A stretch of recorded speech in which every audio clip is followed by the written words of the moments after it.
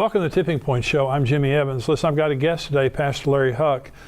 He's been to Israel 49 times. He's intimately familiar with what is happening right now today. He has very strong relationships with people in the government of Israel, religious leaders in Israel. He has been over there since the war began on October 7th, and he's going to be talking about what he knows firsthand about what's happening in the nation of Israel, and also prophetically the significance of what's happening right now. Welcome to the Tipping Point Show.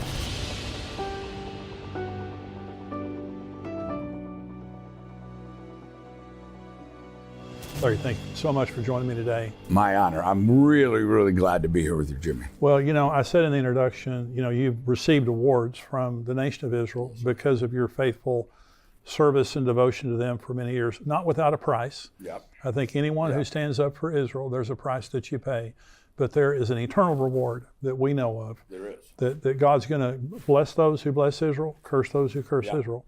And so you have relationships on many levels with the political leaders, religious leaders in Israel. And I want to kind of focus in this talk about what's happened since October 7th, the anti-Semitism, the wars and things like that.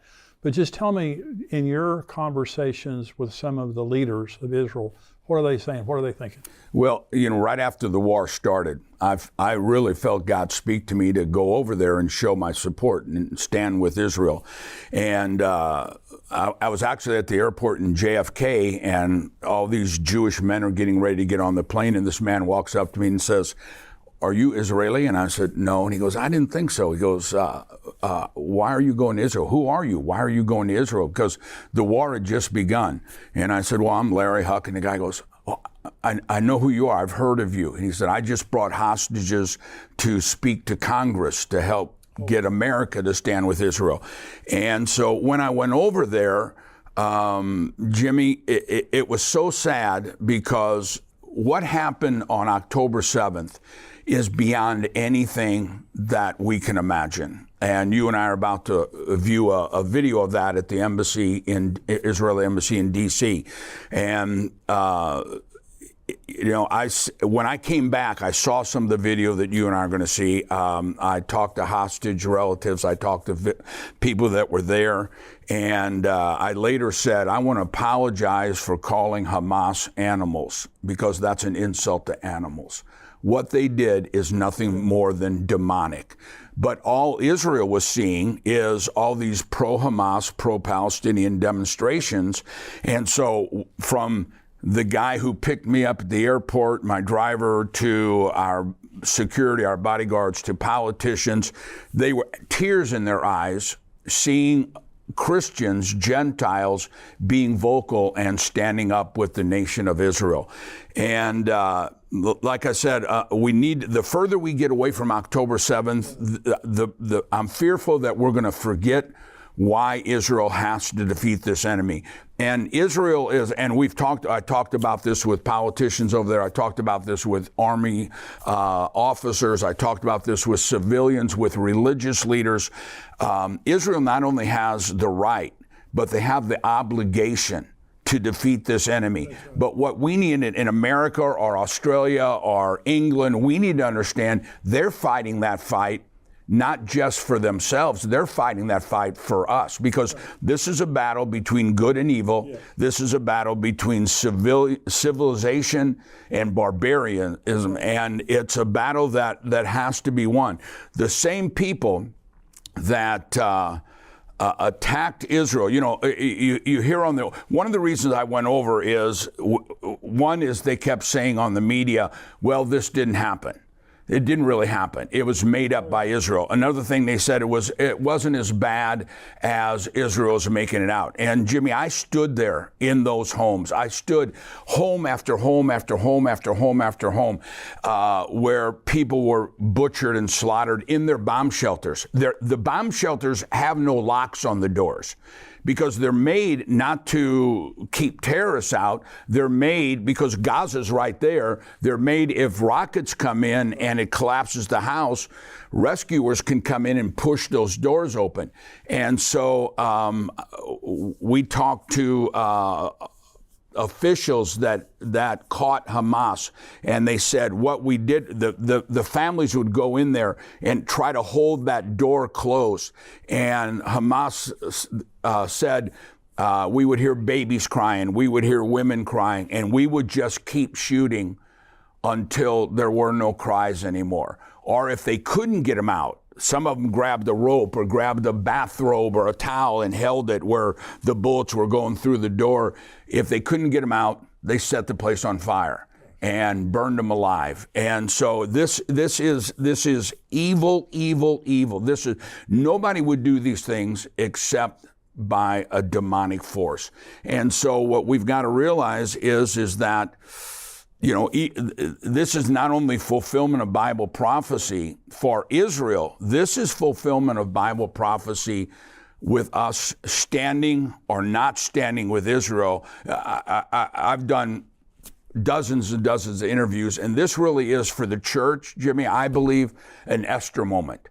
That when Mordecai said to Esther, and so many Christians, it baffles me, and I love doing this with you because you are so vocal on Bible prophecy, and you're very, very vocal on standing with Israel. Mordecai said to Esther, if you're silent during this time, don't think you and your family are going to escape. Sure. But then he says, but God will raise somebody up that will stand with Israel. And so what God is saying is two things. One, if you're silent, Genesis 12 says, I will bless those who bless Israel, and I will curse those who curse Israel. He said, if you're silent, you and your family are going to pay the price. And you mentioned in your book about Amalek. Yeah. And about Haman being a descendant. Absolutely. Of that same spirit. This is the spirit of Amalek, and it's the spirit that wants to annihilate Israel. And I've said before, and this is what you're saying about demonic, anti-Semitism is not an ideology, because you can't articulate it. That's right. It's a spirit. It's a spirit of hatred toward the Jews that can articulate the reason why. It can only say that it wants to destroy them. That's all. That's all it is. That's all. And so this is demonic. It's also, I was watching the football playoffs the other night, and Larry, through the football playoffs, there were advertisements against anti-Semitism, okay, which is great. Yeah. They need to be there. Yeah. But can you imagine the day and time that we live in? It's so global. And in my neighborhood, about 3 weeks ago, there was a pro-Palestinian protest in my neighborhood, about a mile from my house. Yeah. And about 100 people yelling on loudspeakers, apartheid state, genocide, all this kind of stuff. And in my neighborhood, I was shocked at how many cars are going by honking in support. Yeah. And that's why Christians have to stand up and not fear standing up for Israel. And be educated on why we're standing up for Israel. Yeah. Let me address that in two ways. First off, the spirit of Amalek is, it doesn't matter what it costs me, I'm going to kill Jews. And so when we look at this and we hear the chants from these pro-Hamas, pro-Palestinian, from the river to the sea, right, that is not a two-state solution chant. That's a chant that right, Yasser Arafat and the original terrorists came up with. From the river to the sea is not saying we want land. From the river to the sea is saying we don't want any Jews. That's right. I showed in our church, Jimmy, that right after the war started, a Hamas leader doing a live interview on television in Lebanon. And he said, we will kill every Jew until we're finished. And the lady said, until you get the two-state solution. He goes, no, until there is no more Israel left. Right. And the thing that Americans and the rest of the world need to understand is, on October 7th, when Israel was attacked, there was a ceasefire. We're hearing everybody say, we need a ceasefire. Yeah. There was a ceasefire in 1948. Israel didn't break that. There was a ceasefire in 1967. Israel didn't break that. Ceasefire in 1973. Israel didn't break that. Ceasefire on October 7th. Israel didn't break that. Right. Israel has had a ceasefire and won peace. But on October 8th, after Israel was attacked, those who support Hamas and Hezbollah and the Houthis, in Iran's parliament, they were shouting not death to Israel, they were shouting on October 8th, death to America. Yeah. And so when we have a government that is not standing with Israel, but is not standing, and also not standing against Iran. This is a setup for the Antichrist. This is a setup for the end times. And the spirit of Amalek says, you know, where did the spirit of Amalek first come from? When Israel came out of Egypt, Israel was going this way. The people of Amalek were over here. They came in behind Israel. Israel wasn't even heading towards them. No rhyme, no reason. They came in. And what does the Bible say? It says they attacked the weak, the women, the elderly, and the children.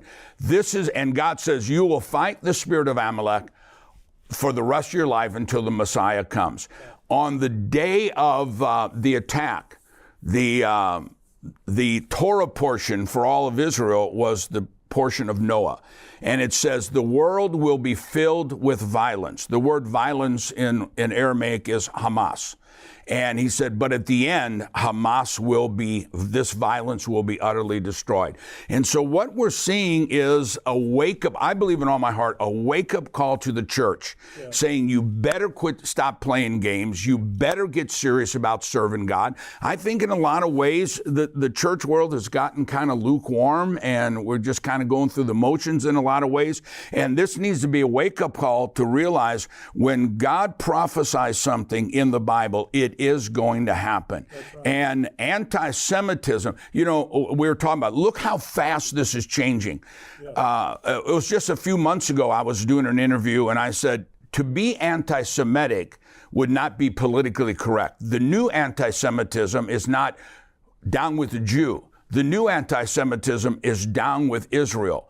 But since October 8th, this thing has come out of the closet, and instead of just saying down with Israel, you're seeing chanting all over the world, Hitler was right, the gas chambers were right, and so there's a rise of anti-Semitism, and this is a prelude to the very spirit that's going to be in the end times with the Antichrist, with the anti-God, with one world government, and this is a time, just like in Esther, that we need to make a choice. Hey, I want to invite you to come to our Tipping Point Conference that's coming up this year, September 21st, 2024 at Fellowship Church right here in the Dallas-Fort Worth Metroplex. We're expanding the conference this year to be Friday night and all day Saturday. I'll be there along with Pastor Jack Hibbs. He's going to be our special speaker on Friday night, along with Dr. Mark Hitchcock, Max Lucado, best-selling Christian author of all time, my dear friend, also a great prophecy teacher, Pastor Ed Young, Billy Crone, Jonathan Kahn. We have a great lineup of speakers. You're going to be there to worship, to fellowship, and to learn about what God is saying to us in these special times. I want you to come to the Tipping Point Prophecy Conference. If you're an endtimes.com subscriber, you get a 50% discount. Go right now and sign up. Well, it's a lot of pastors, I mean, you and I are both pastors. You know, you want to be sensitive to people and you don't want to be a mean, angry preacher, but you have to speak the truth. And when you speak the truth, some people won't like it. That's right. And they may leave your church. But if those people leave because of truth, did you really want them there? That's right. As loving as we can be, as gracious as we can be, we stand for Israel. And there are many Christians, Larry, that do not stand with Israel. Yeah. Replacement theology. Yeah. And they think, I heard a very famous preacher, this is back in the 80s, and he said, Israel is an armpit of a nation in the Middle East, and who should care? This was the very famous guy. And so, and I challenged him on it when I heard him say it. And so this is something that is spouted out there. Let's go through several issues, because when people hear all the dialogue right now that's going on related to Israel, one of the things that you're hearing is about the genocide that's happening in Gaza. Right. Okay. So now I want you to respond to this. Yeah, genocide in Gaza, right. And so there are 2 million residents of Gaza. Right. I think the death count right now of the Palestinians or the Gazan residents is 11,000. That's about 0.5% of the population. Genocide is wiping out a people. Right. Israel could wipe out the Palestinians in Gaza one day. In one day. Absolutely. They could kill all of them. Israel is the only army in the world, Jimmy, and you know this, that telephones in and said, we're coming in. That's right. Get the civilians out of here. Dropping leaflets in. But the word genocide means the annihilation of a people. Right. And what you're hearing on the news is that Israel has been causing and is causing genocide of all the Palestinian people. In 1948, when Israel became a nation, there were 750 to 800,000 Palestinians in that land. Right. Today, there are 5.5 million. So if that's genocide, Israel needs to get their numbers correct, because it's not a genocide, it's a growth. It's not a genocide of Palestinian people. And, you know, Jimmy, I think one of the most important issues is you see these signs all the time talking about Israel is occupying the land. Let's look first off, where did the name of Palestine come from? Right. Okay. You know, well, this has always been the land of Palestine. The name Palestine doesn't exist in the Quran. Jerusalem doesn't exist in the Quran. The name Palestine came from the time, right after the time of Jesus, when Rome occupied all that land. And Rome could defeat Israel physically, but they never could get them to bow down to the false gods. And so the Roman emperor hated the Jews so much, he made a decree. He said, I don't want to ever hear the name Israel again. I don't ever want to hear the name of Judea and Samaria again. From now on, we name this land Palestine. Now, Rome ruled everything, so they controlled the maps, they controlled everything. So the name of Israel, the name of Judea and Samaria were eliminated, and he said, we're now going to call this Palestine, after the Philistines, which were an enemy of Israel. Right. The Philistines were a little bitty part of land, kind of where Gaza is now, between Israel and Egypt. The Philistines weren't even Arab. The Philistines were descendants of Greece. They were a war type of people, but they weren't Arabs. But he said, these are the people that hate Israel, and so we're going to name their land after these people. During the Babylonian captivity, the Philistines were taken into captivity and never returned. So there's never been a Palestinian state. There's never been a Palestinian flag. There's never been a Palestinian government. This is all modern fallacy that the world has embraced as if it's historical fact. Where this happened is that in 1948, well, we'll go back for 400 years, from 1517 to 1917, all of that land, all what we call the Middle East, was ruled by the Ottoman Empire. The Ottomans were not Arabs. They are Muslim, but they're not Arabs. So all of this is the Ottoman Empire, not Philistine, not Arabs, the Ottoman Empire. When the Ottoman Empire partnered with Hitler in World War I, they were defeated, and so the Allied forces came in and said, okay, here's the Middle East.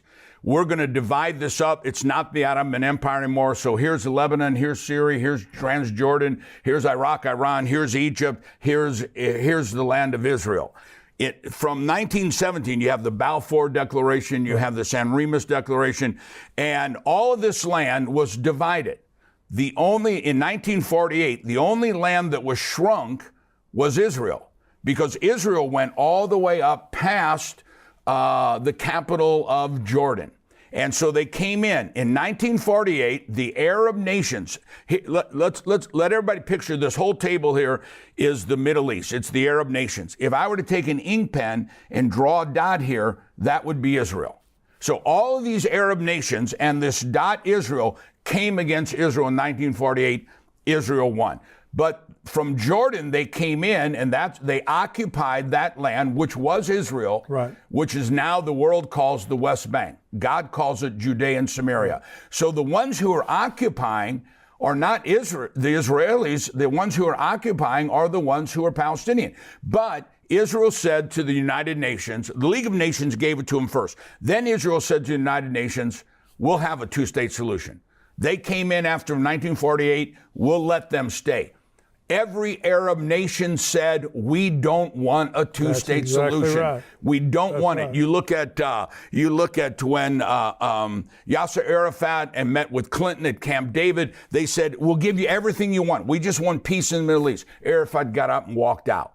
And so when Lebanon, Syria, Jordan, Egypt, Israel, Iran, Iraq were all given, This land in 1948 was given to the land, the people, the Jewish people, the land of Israel. Nobody else had to change their borders.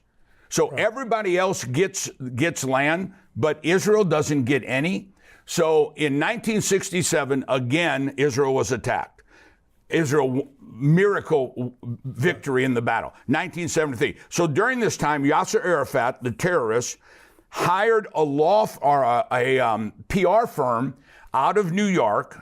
The middle guy's name was Anderson. It was three names. And they said, how do we change the world perspective on the Arab nations and Israel?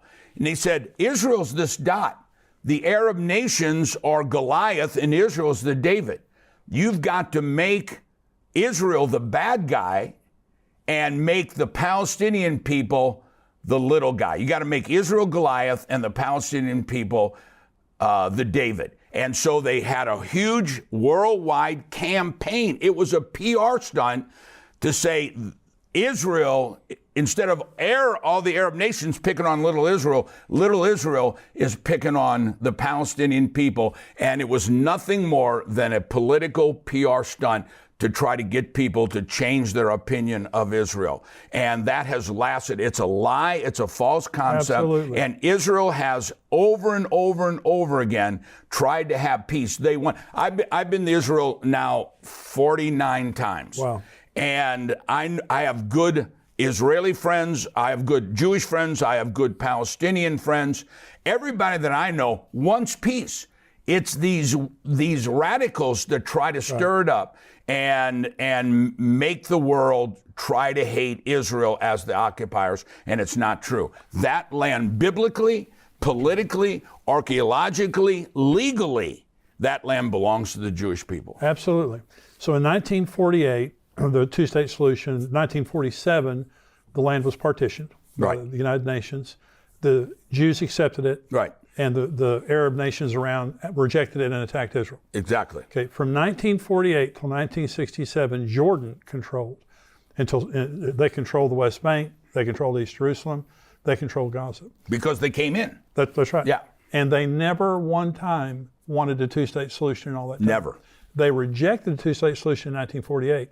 They had control of that area, and they never said, hey, Palestinians, we're your brothers over here in Jordan. Let's set up a two-state solution for you. One other issue is, again, we're trying to educate Christians and the church on why you should stand up for Israel and reject the nonsense. Apartheid is a label that we first of all heard in South Africa. Yeah. So in this Palestinian protest that was happening in my neighborhood, on a loudspeaker, they were shouting, Israel is an apartheid state. Now, apartheid means one group of people is controlling and excluding everybody else. That's not true in Israel. Not true. So the Knesset is made up of Muslims, Jews. Absolutely. And you know, the Knesset, which is the Israeli government, is made up of Christians, of Jews, of Muslims. Show me any Muslim country that has exactly Christians and Jews. And we talk about, there were some people that fled out of there because the Arab war that the Arabs started. But if you look at all the other Arab nations around there, there has been millions of Jews that have had to leave those Arab nations, which had been their home for 1,000 years. Yeah. They had to leave because of the persecution on the Jewish people. But look at Gaza. In 2005, they once again said land for peace. Land for, when President Trump was getting ready to run for the second term, he asked me to come up, and I met with his advisor, Jason Greenblatt, to Israel, myself and 5 or 6 other pastors. And so he said, Pastor Larry, what about land for peace? I said, it'll never happen. It won't happen. They don't want it. And I said, picture the Dallas Cowboy football stadium, and that's the Arab nation. A matchbook down in the corner. And they're saying, give us half that matchbook, and now we'll have peace. I said, that's what happened in 2005. That's right. They said, give us Gaza. Gaza could have been a new Singapore. It could have been. It was unbelievably beautiful. They removed all these Jewish people out of there. They inherited all these farms and beautiful beaches and hotels. since 2005, there has been, Jimmy, as you know, hundreds and hundreds of millions of dollars pumped into Gaza. And I just watched a Hamas leader on television probably about 3-4 weeks ago. And this interview said, of the hundreds of millions that have come in Gaza, you have 500 miles of underground tunnels for Hamas soldiers, but you don't have one bunker for Gaza civilian. There you go. And he said, we're here for the soldiers. Let the UN worry about the civilians. And so when we're talking about, you brought up genocide, they use civilians, yes, they use Israeli civilians, and they use their own civilians. I saw an interview of a Hamas woman calling for God to judge Hamas, a civilian from Gaza, calling for God to judge Hamas because they're using her and her children as pawns in this and putting their own people to danger. And so there has never been, in reality, number one, there's never been a Palestine. That's number one. There's never been a Palestine. That's a modern day PR New York firm invention. That for 400 years, it was the Ottoman Empire. And so the whole concept of land for peace is a false concept. They'll tell you this themselves. This is not a war for land. This is a war to eliminate Israel. And a war to eliminate Israel is a war to eliminate God. Yes. And when we talk about, Jimmy, the Esther moment, I believe prophetically, between now and this next presidential election, God is coming into the church, and he's going to separate the wheat from the tares. You know, you brought up Genesis 12. I will bless those who bless Israel. In Hebrew, there's a teaching called the avos, or the avot of something. That word means the father. What births what follows. And if you have the 10 commandments, none of those commandments work without the first one. Right. If you have put on the armor of God, none of those work unless you have the first one. And the avos of all blessings, the father of all blessings, is Genesis 12. Right. I will bless those who bless Israel, but I will curse those who curse Israel. So that's true for individuals, that's true for ministries, that's true for nations. And I really believe that God is shouting Bible prophecy, get ready. And I believe for those of us who stand with Israel and stand with righteousness and stand with the Bible, we're getting ready to see the greatest outpouring of God's blessing that the church has ever seen. Those who are silent and don't say anything and don't stand up for Israel, I think there's a separation of tares and wheat, because it's not just I will bless those who bless you, I'll curse those who curse you. And that's why it's so important that we stand up, educate the church on what's really happening, what is the historical fact of the land of Israel. Well, I hope you enjoyed that interview. Listen, this is a 50-minute interview. You just heard part of it. If you want to hear the rest of it, go to endtimes.com, become a subscriber for $7 a month. Not only do you get the Tipping Point show that comes out every Wednesday, you get all the other things that we do all week long from Brian Schrauger, who is our correspondent in Israel, Mark Hitchcock, who is a scholar on the end times. Every Thursday he has his show, plus everything else we do. $7 a month, endtimes.com.